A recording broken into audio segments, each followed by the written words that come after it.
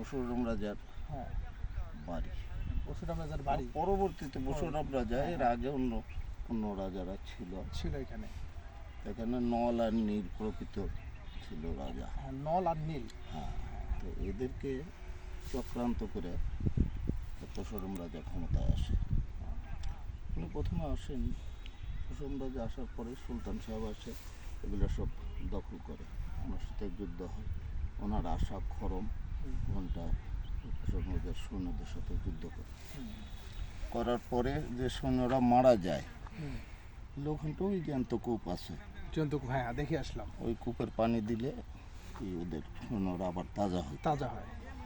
তখন ওখানটা যে আপনার এর প্রধান শিষ্য যে হাফিজুর রহমান, পরবর্তী নাম হরিহর পাল ছিল নাম, পরে হাফিজুর রহমান, উনি তখন ওনাকে সুলতান সাহেবের দেখতে যেতে একটা মহামানব, তখন ওনার সান্নিধ্যে আসে ওনাকে আপনার পরশুরাম ছিলেন, মহামানব ছিলেন নাকি? না, সুলতান সাহেব। সুলতান শাহ, হ্যাঁ রাইট। পরশুরাম রাজা তো অত্যাচারী। হ্যাঁ হ্যাঁ তো যাকে বলতে গেলে বহু সময়, এটা হলো গোবিন্দ ভিটা, এটা যেটা দেখতেছেন এটা গোবিন্দ ভিটা।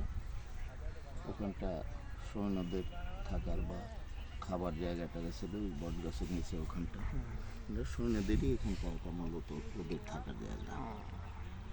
এরপরে আপনার বহু বিস্তৃত এই জায়গা, তো আপনার খালি এইটুকু না, এই খালি গড় এইটুকুই না, এই ভাসুবিহার আছে, দুটো অন্যান্য আছে, শিলাদেবীর বছর আছে, কালিদাস সাগর ওই পাশে, বহু থেকে আসে, বলতে গেলে 2-1 ঘন্টা লাগে। যাই হোক, যতটুকু ঠিক বলা। আছে, আচ্ছা থ্যাংক ইউ। কোথা বাড়ি বাবা? আমার বাসা আছে রংপুরে। রংপুর কোন থানা?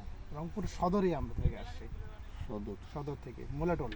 মোল্লা। হ্যাঁ, ওখান থেকে আসছি এখানকার আপনাদের প্রাচীন ঐতিহ্য থেকে দেখার জন্য। দেখেন এগুলো ফ্রান্স এবং বাংলাদেশ যৌথভাবে খোরাখুরি করে, এখানটা এগুলো খুঁড়ছে, আগে খুঁড়ে কিছু নিদর্শন পাইছে।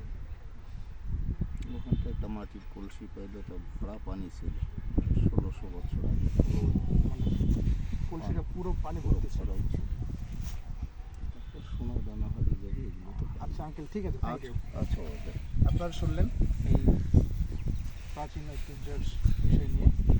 আমরা যথেষ্ট চেষ্টা করলাম আঙ্কেলের কাছ থেকে এটার বিষয়ে জানার, যতটুকু পারছি উনি।